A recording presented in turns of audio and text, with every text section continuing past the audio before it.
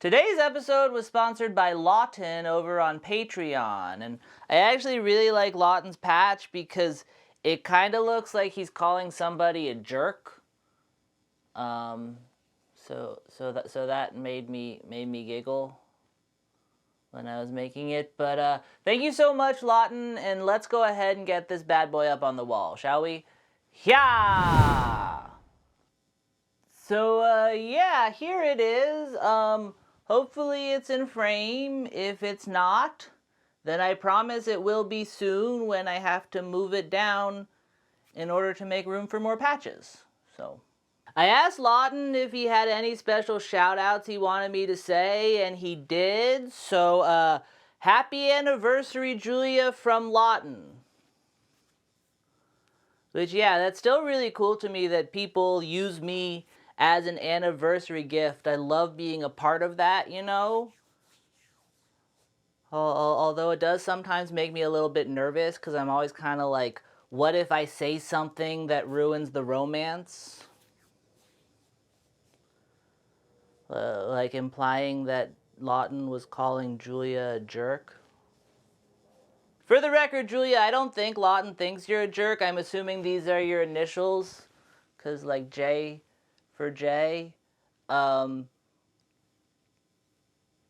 you know what? I'm just going to not talk anymore. Because I feel like if I talk, that just makes things worse generally. Happy anniversary. No, seriously, happy anniversary, everyone. Show them some anniversary love down in the comments. And, yeah, thank you, Lawton. Thank you, Julia.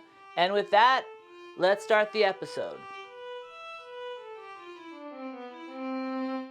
I've made enough videos about Christian movies at this point that I've started to get a feel for what to look for when I pick which one to talk about. It's gotta be fun, it's gotta be crazy, and it's gotta make me fear for the future of our country on some level when I watch it.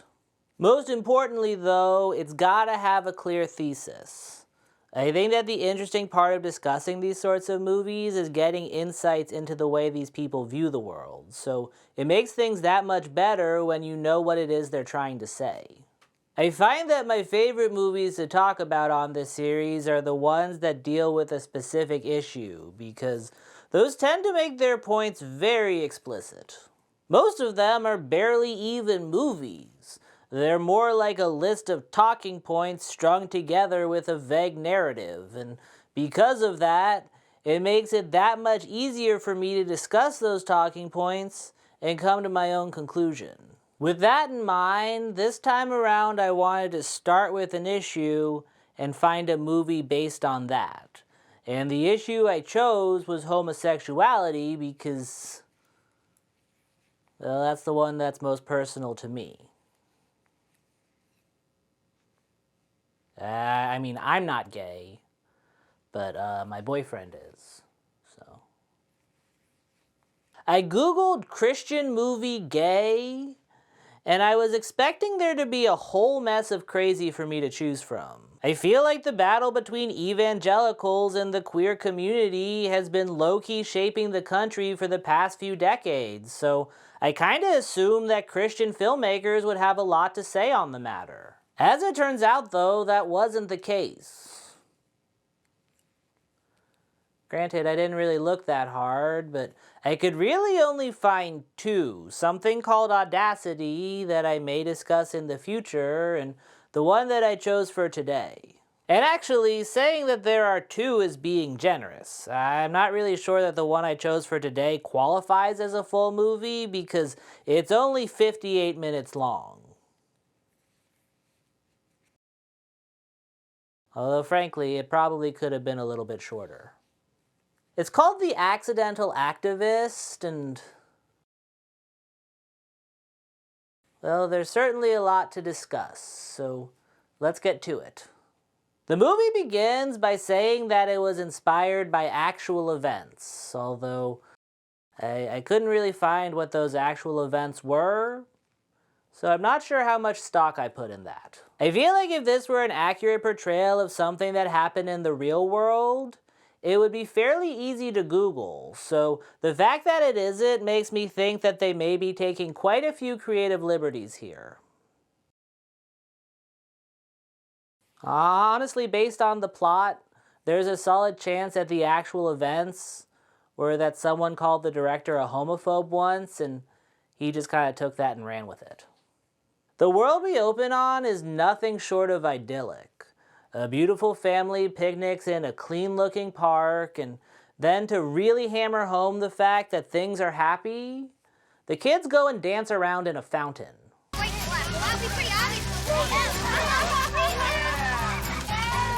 Unfortunately, though, things don't stay happy for long. After that picnic, the family goes to a quaint little ice cream parlor to cap off their perfect day, and on their way out, the father, whose name is Ted, meets a woman collecting signatures for a petition. Hi, would you like to sign our petition? Sure, what's it for? Basically, we just want to protect traditional marriage, keep it between one man and one woman. Yeah, I've heard of that. I'm sorry, you've heard of that? What the fuck kind of response is that? For one thing, this movie is set in 2013, so, yeah, I hope you have. Also, as you guys have probably already guessed by now, the plot is mostly about the consequences he faces after he signs that petition. So the fact that they make it seem like this is the first time he's ever considered the issue makes his unwillingness to back down very strange. The filmmakers take a very aw shucks approach to homophobia. They seem keenly aware of the fact that being vehemently opposed to homosexuality will make them look bad. And rather than, reflecting on that, they instead do everything they can to make what the main character does seem small and harmless, because that way any reaction to it feels overblown in comparison. Signing the petition was something he did offhandedly, so the fact that it leads to his life being ruined feels that much more unfair. It almost feels like we're supposed to look at him and think, aw, we shouldn't be mad at him. He didn't mean to rob people of their rights. They also go out of their way to make him seem freakishly perfect so that what eventually happens to him feels that much worse. He's got a perfect life and a perfect family. He's kind of like a Stepford homophobe. What's a petition? Well, it's a piece of paper that voters sign in order to get their voices heard. Can I sign it? You can't even write yet. I can sign my name, Mama taught me. Oh, no, sweetie. You have to be 18 years old to sign this. My dad's a whole lot older than that. Well, I definitely am much older than that, and I blame you, and I blame you. Thank you very much. Yeah, let's go. After he signs the petition, he goes straight over to a sweet old lady's house to do chores for her, and it feels like the message here is that when you try to fight for equality, this is who you're hurting. Hey! Where's Buster? Can we play with Buster? No. Of course. Well, we have to do chores first, and that means watering the flowers and the shrubs out back, and I'm gonna mow out front. Then you can play with Buster, okay? Sorry, kids. You have to do what your dad says. But Buster will be waiting for you. Yeah! I also kind of get the sense that the point of this scene in particular is to show that the main guy isn't actually a bigot. I think the implication here is something along the lines of, how could he possibly be homophobic? He has a black friend. I don't know, I might be reaching a little bit on that one, although honestly, based on a later conversation the two of them have in this scene, I don't think that I am. So who's this right here? That was my husband when he was in the service. He passed away 12 years ago. Yeah. And this? That was my daddy. I never knew him. Oh? Mama said he disappeared the year I was born, 1935. Did he leave your mom? No. He was crazy about my mom. When I say he disappeared, no one ever heard from him again. He was working in a coal mine just outside of Birmingham, Alabama. So did it collapse? No, he disappeared on the peonage. Yeah, peonage, I've never heard of that before.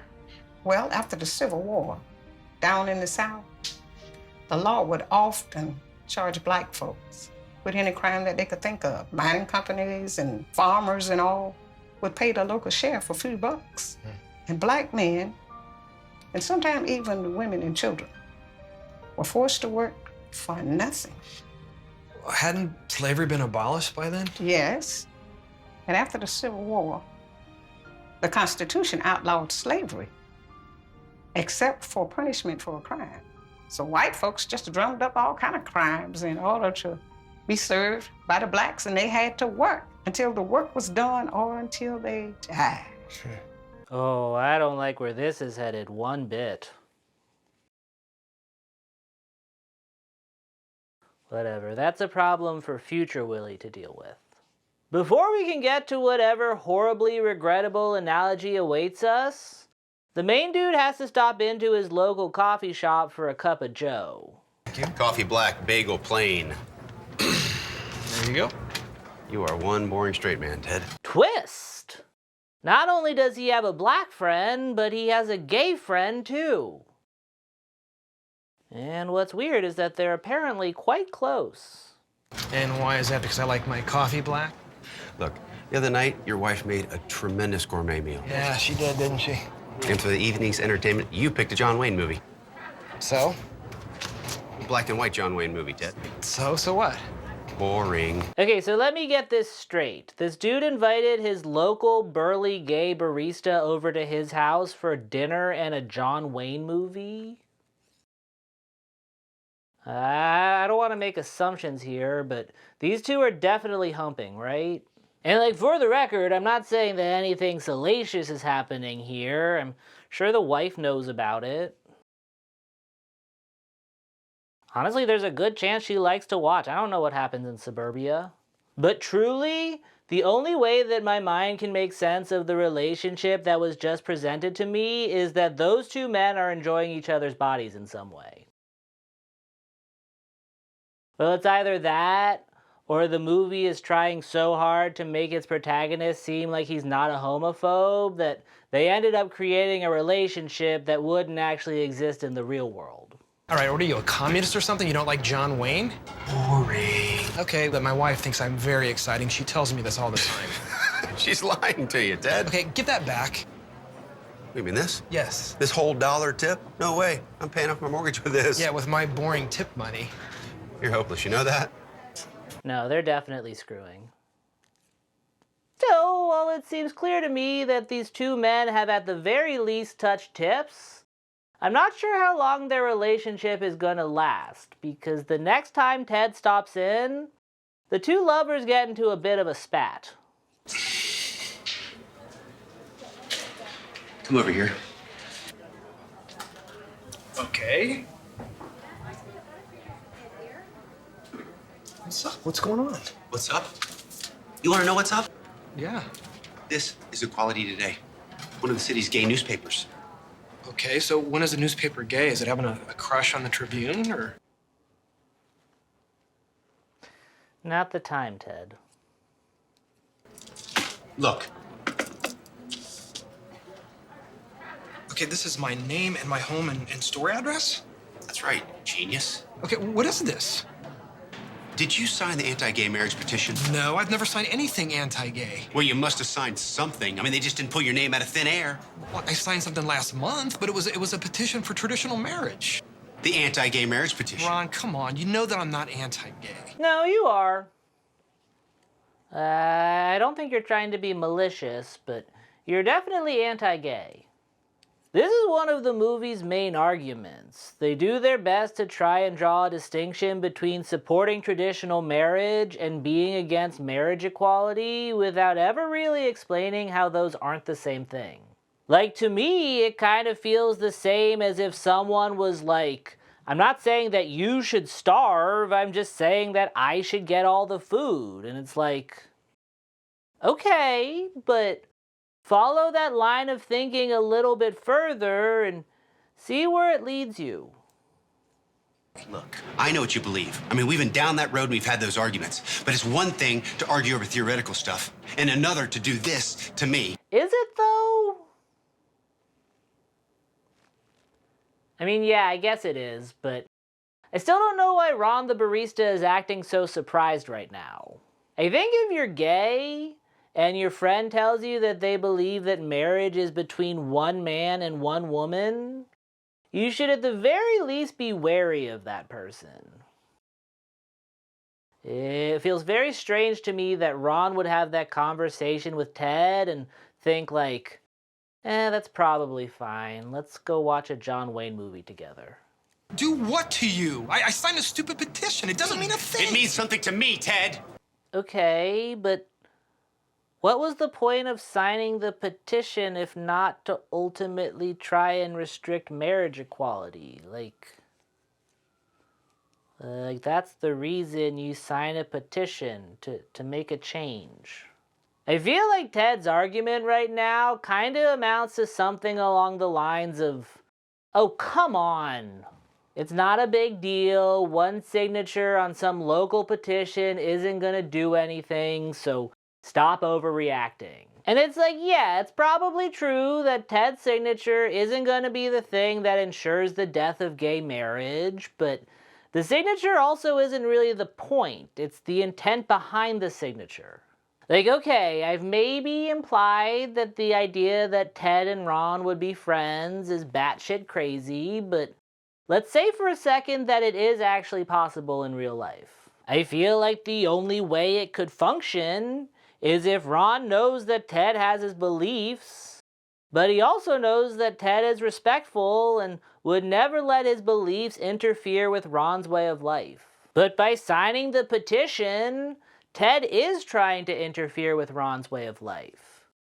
Even if it's in a small way, the second he put pen to paper, he went from friend I disagree with to active threat to my rights, and I don't think that the movie understands that. Or if it does, it's playing dumb as hell. The people making this seem to be under the impression that everyone exists in a vacuum, and it is impossible for other people to be affected by one's own actions. I kind of feel like the movie's argument against Ron is this. I mean, he's ticked off. Really. Yes, for signing it. I mean, he chewed me out at the coffee shop in front of everyone, the customers, the employees. Did you explain to him it wasn't personal? Yes, I did, and he's taking it personal, real personal. Oh. Okay, yeah, sorry. I didn't realize it wasn't personal. I'll remember that when my partner of 40 years is dying and I'm not allowed to be by his side in the hospital. Of course, the movie doesn't really get into specifics like that. There's never any acknowledgement of why someone might be for or against gay marriage. It's really treated as more of like a team that you're on. When Ron and Ted debate the issue, they don't actually debate the issues, and I don't think that's what would happen in the real world. I mean, again, I don't think that any part of this friendship would happen in the real world, but in a world where it did happen, I don't think that's what would happen. Yeah. I feel like if this friendship were real and Ron really had been close with an evangelical for years, he'd probably be very used to suppressing his emotions by now. So rather than screaming like a howler monkey when he saw that Ted signed the petition, he'd probably sit him down and explain why he's upset. I feel like he could say something along the lines of, I know this wasn't your intention, but when you signed that petition, you really hurt me. Ted would then respond with something like, it wasn't personal, but my religion just tells me that marriage is between a man and a woman, so that's what I believe. To which Ron would probably say, just because you didn't mean it personally, that doesn't mean that it can't personally affect me. Marriage is a legal contract which grants people certain rights, so if you were to impose your religious beliefs on me, you'd be robbing me of those rights. Ted would then counter by saying, if it's the rights you're concerned about, then why don't we just create something separate you guys can do that grants you all the same rights? To which Ron would say, because traditionally, separate but equal doesn't work.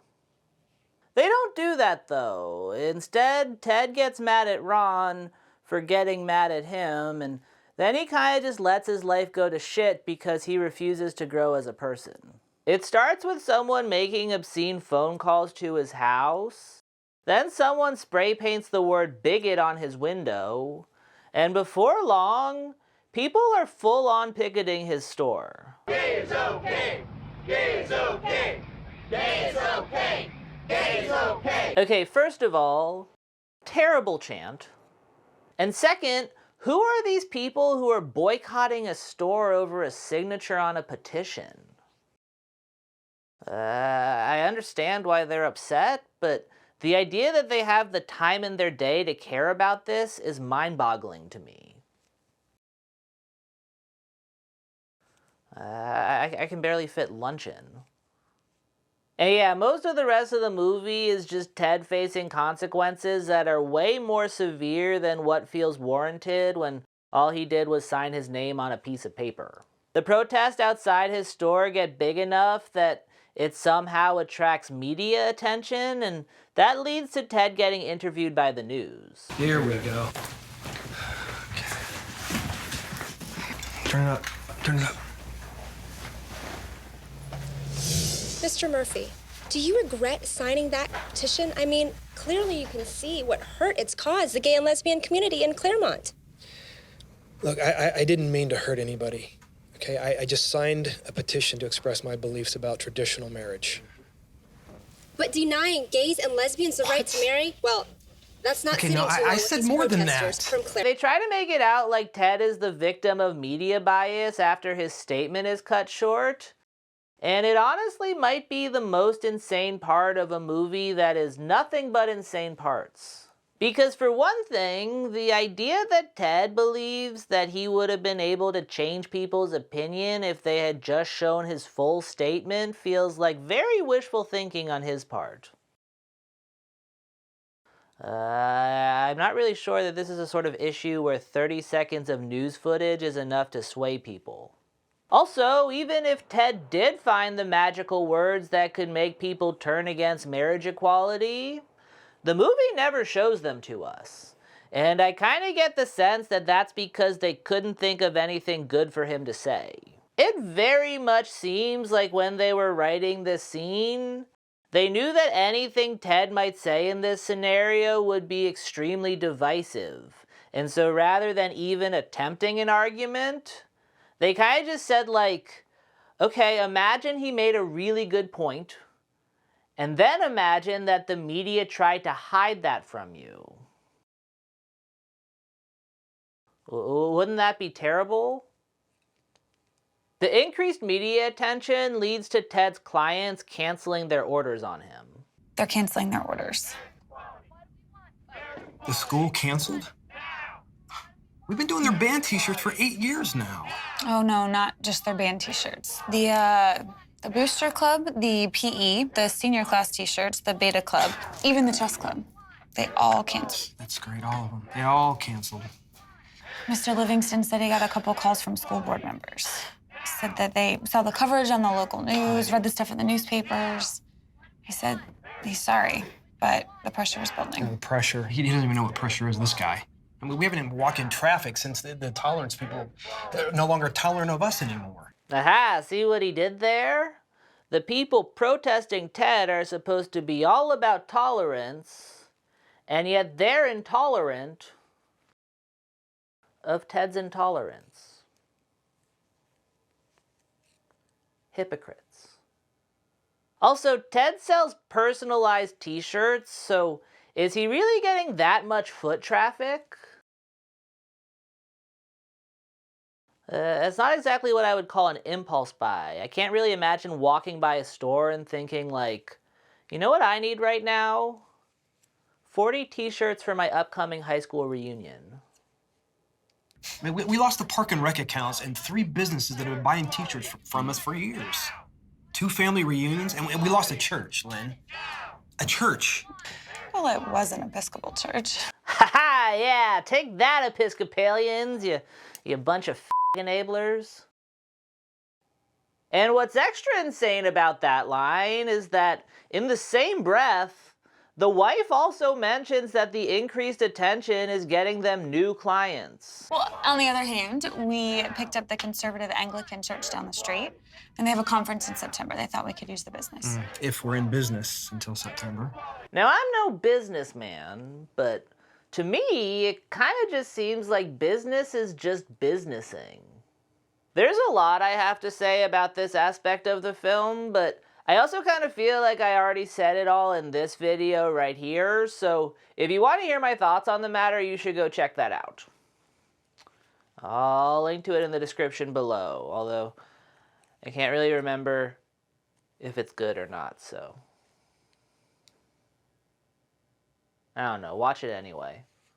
Still, on the off chance that you don't feel like watching an hour-long video about a Christmas movie produced by Sean Hannity, then I'll give you the TLDR version of things, and that's that a lot of what people complain about when they complain about cancel culture is really just capitalism. Everyone is allowed to choose where they spend their money, and while I agree that it sucks that we live in a system where a person can risk dire consequences solely because they've expressed their opinion, getting mad at people for not accepting said opinion when they don't agree with it isn't really the solution.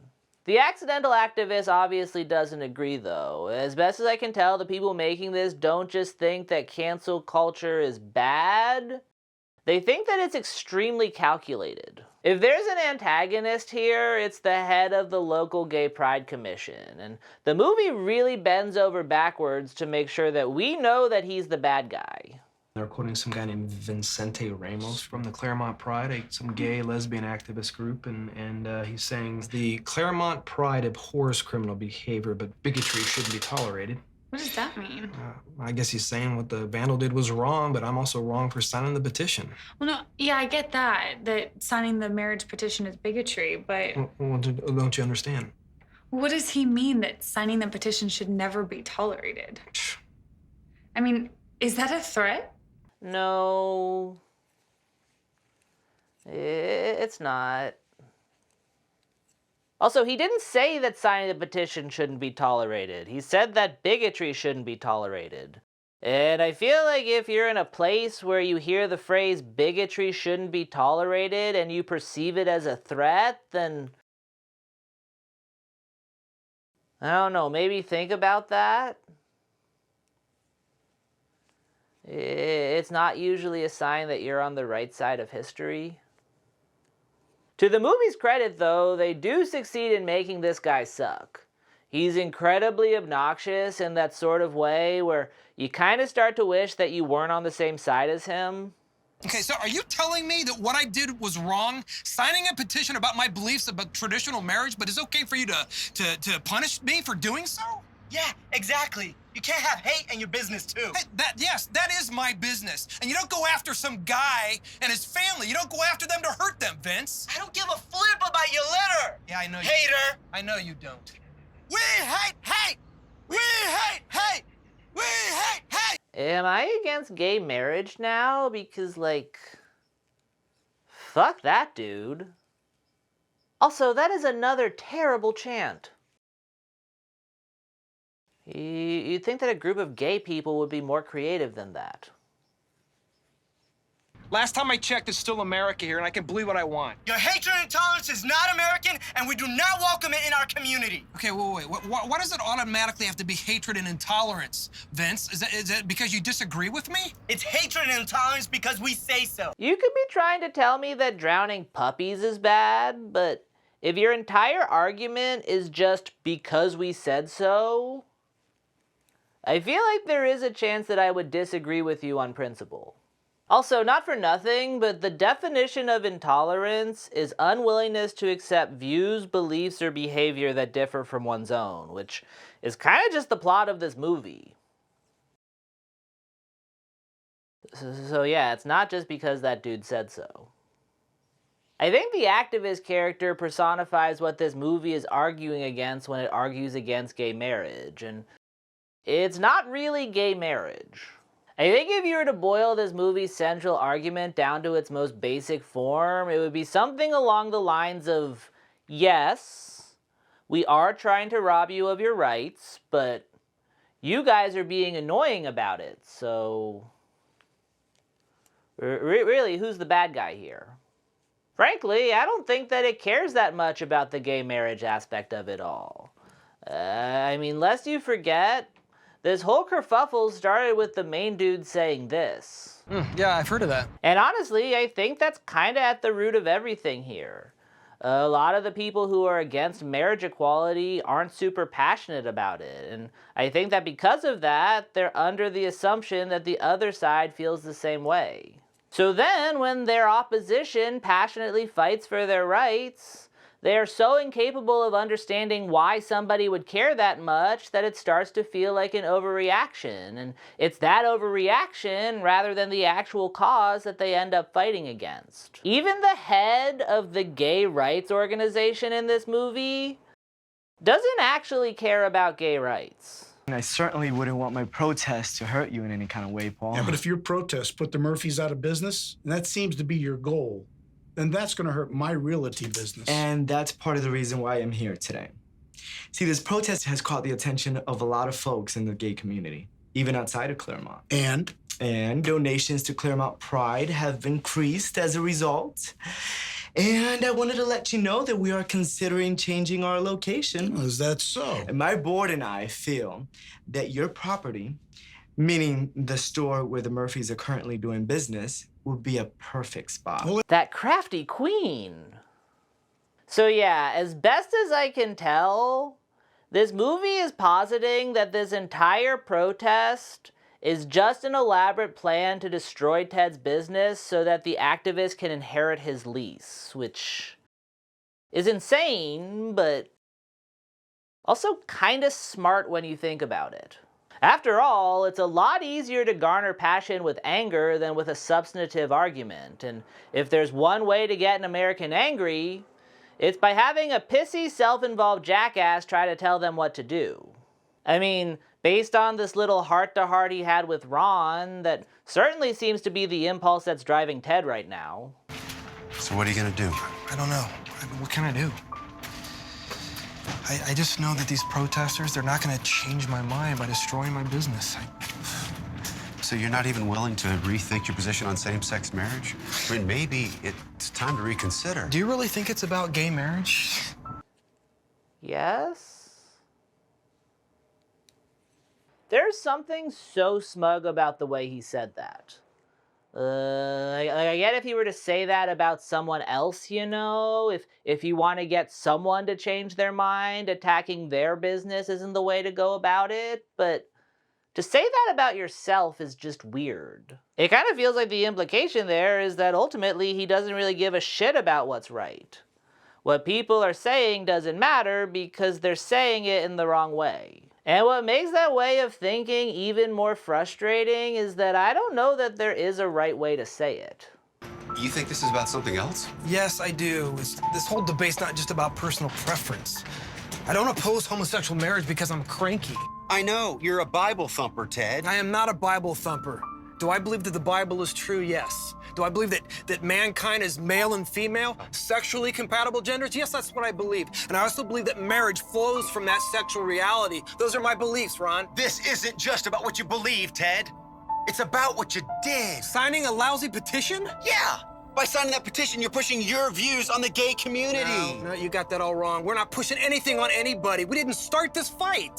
The Christian view was here first, if you remember that, and the nation was built upon it.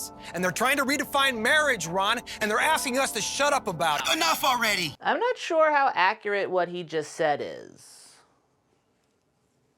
I'm fairly certain people were doing gay shit long before Jesus entered the picture.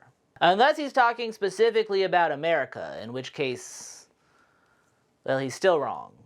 Not only did the Founding Fathers pretty famously believe in the separation of church and state, but based on what I know about them, I also wouldn't be surprised if they got the idea for that at a No Girls Allowed circle jerk at Ben Franklin's house.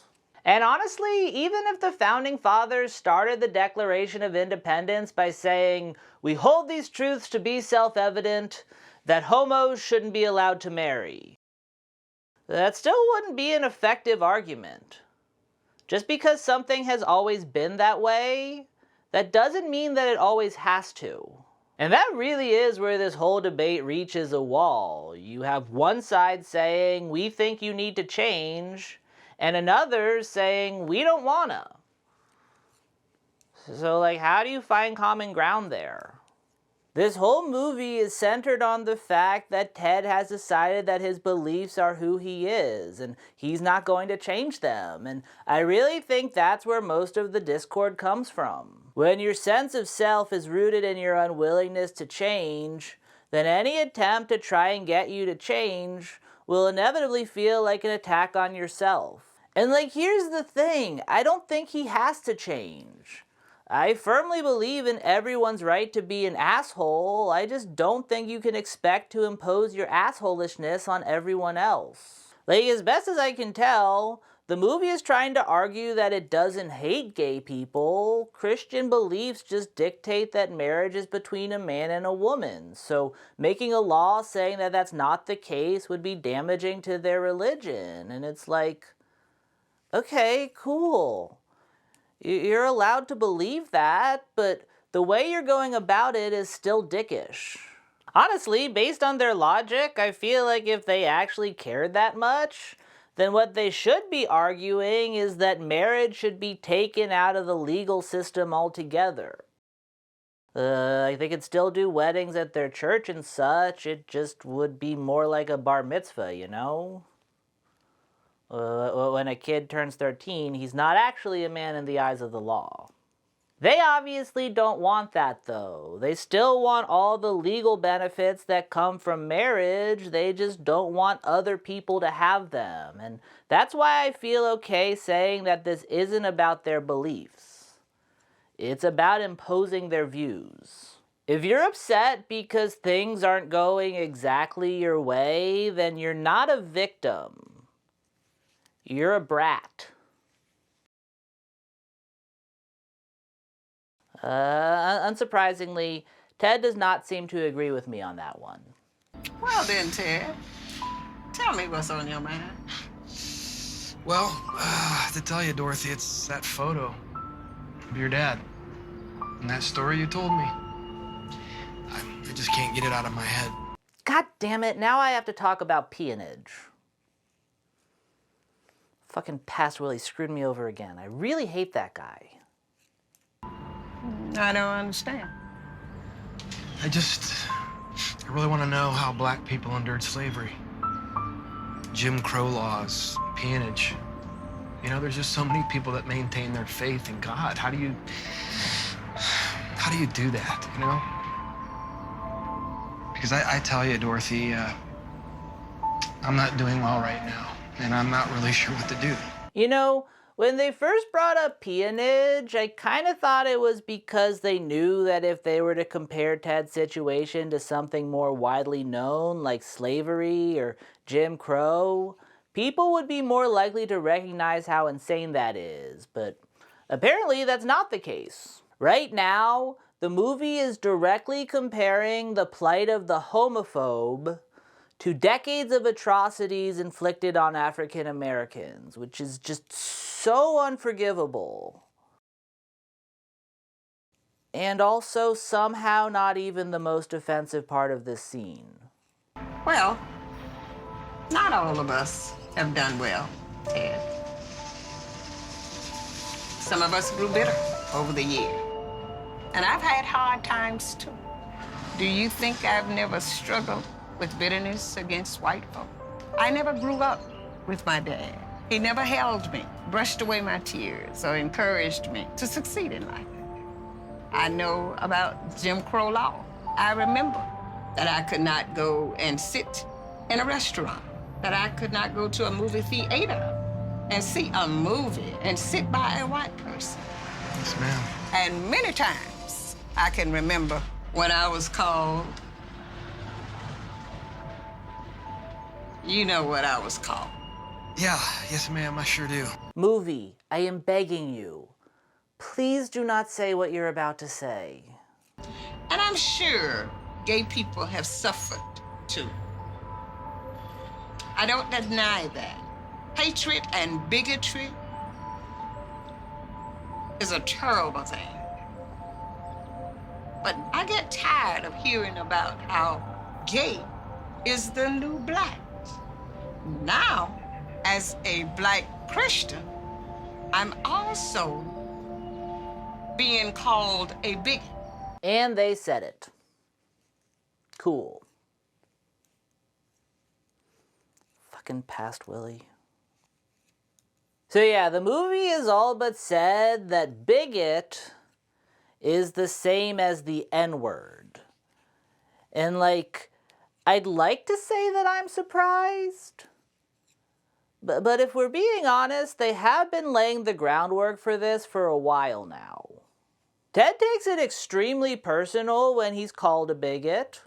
Someone writes it on his storefront in a scene reminiscent of a hate crime. And in one particularly baffling moment, his kids even seem to try and reclaim the word. Hey, have work to do. We have orders to fill. You locked the door. We got people out in the parking lot protesting. Yeah. What? Surprise! That is great. That is, thank you so much. Bethany wanted to say the world's greatest bigot.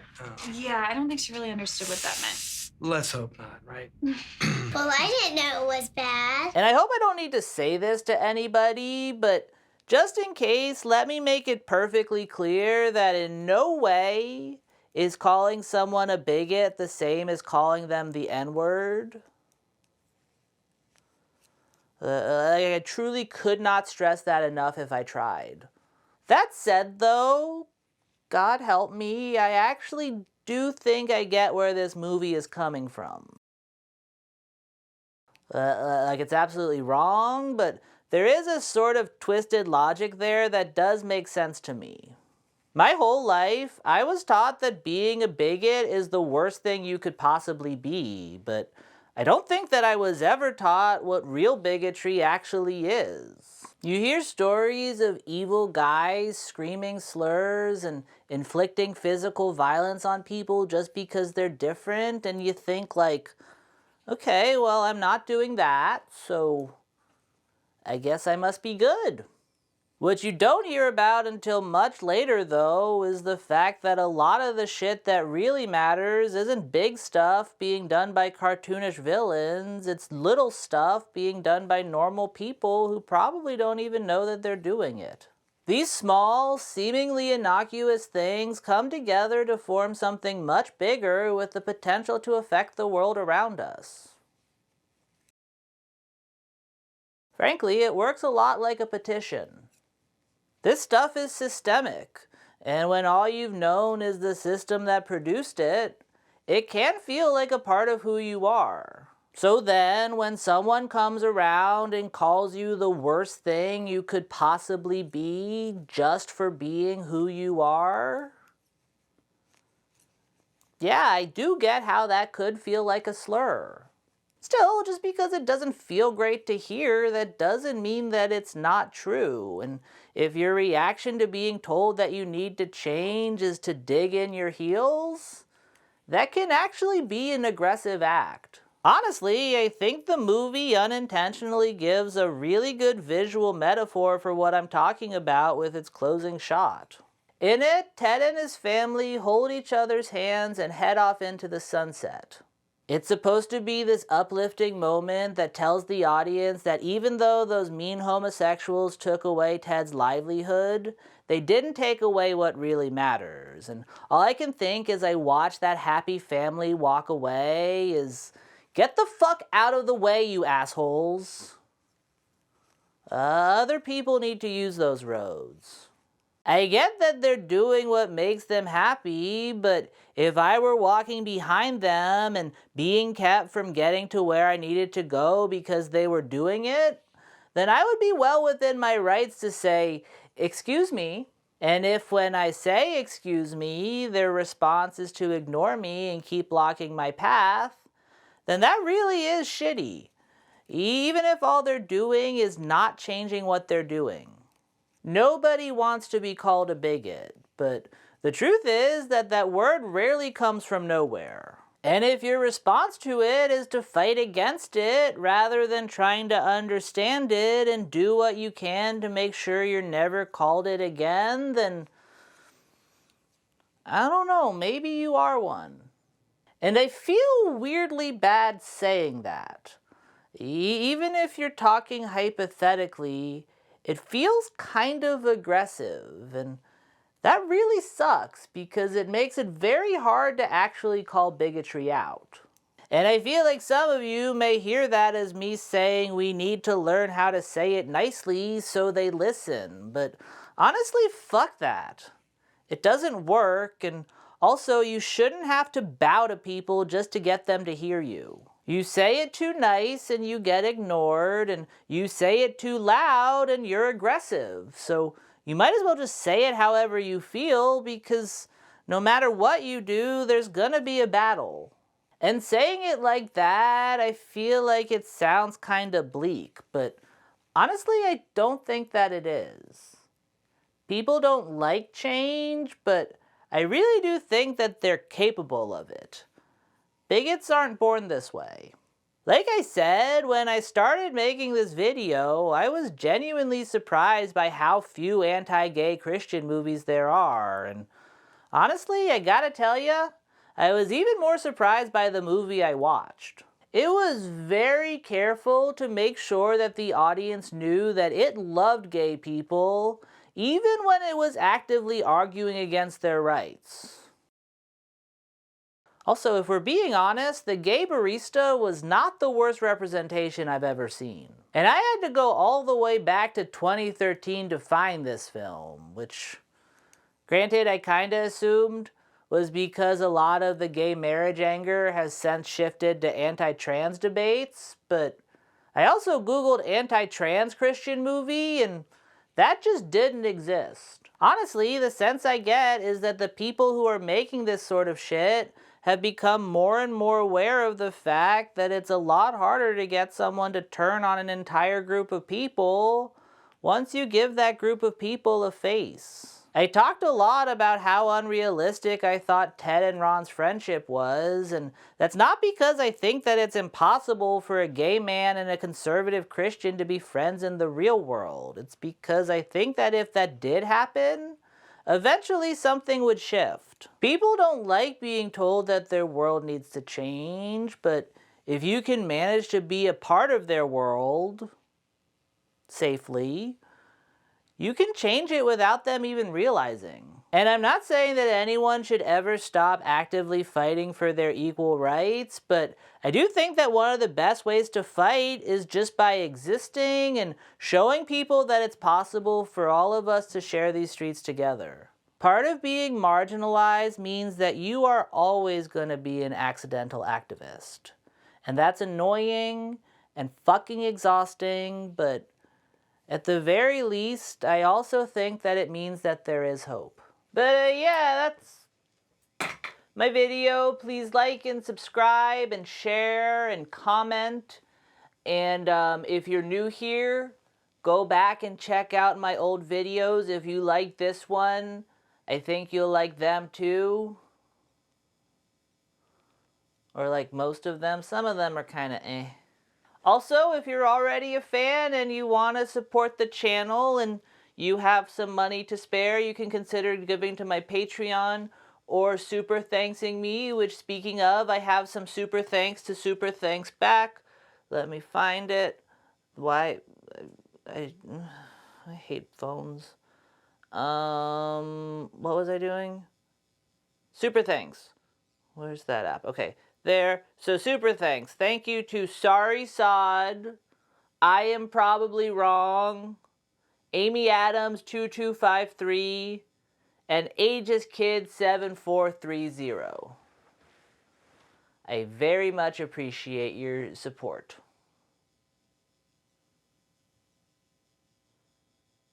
And yeah, that's the video. Goodbye. Just kidding, that's not the video. I still have one last part, which is posing for a thumbnail, and my patrons' names are going to scroll. And I was going to phase this part out today, but I didn't want to do that just yet. So before I do that, I'm going to try just a shorter version of it. So I'm going to set my timer for 2 minutes. You can't see that far away, but it says 2 minutes. I'm going to do it, and I'm going to do like a speed round of it. Yeah, I don't stop talking because I'm adding time. So 2 minutes starting now. Go. I am going to grab my knitting because I think I should start posing with the knitting, and then it's going to be something along the lines of like this homophobic Christian movie thinks that bigot is a slur, so I'll be like, huh?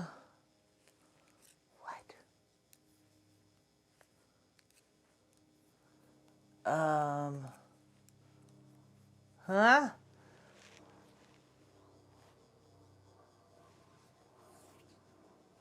What? Huh? My dog has chosen now to start scratching to get in. I will be done in 2 minutes. Ah.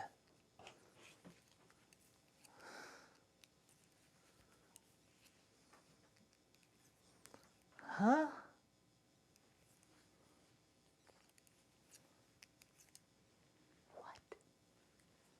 What? Huh. What else could I do? Oh, 45 seconds left. I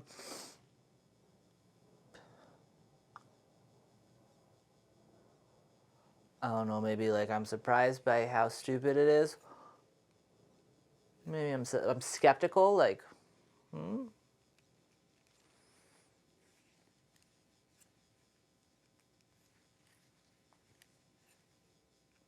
Really? That's what you're gonna go with?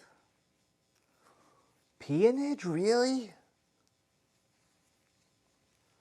I feel like this is taking some of the charm out of this segment, but we'll see how people respond to it. I have 2 seconds left. Oh, no, okay.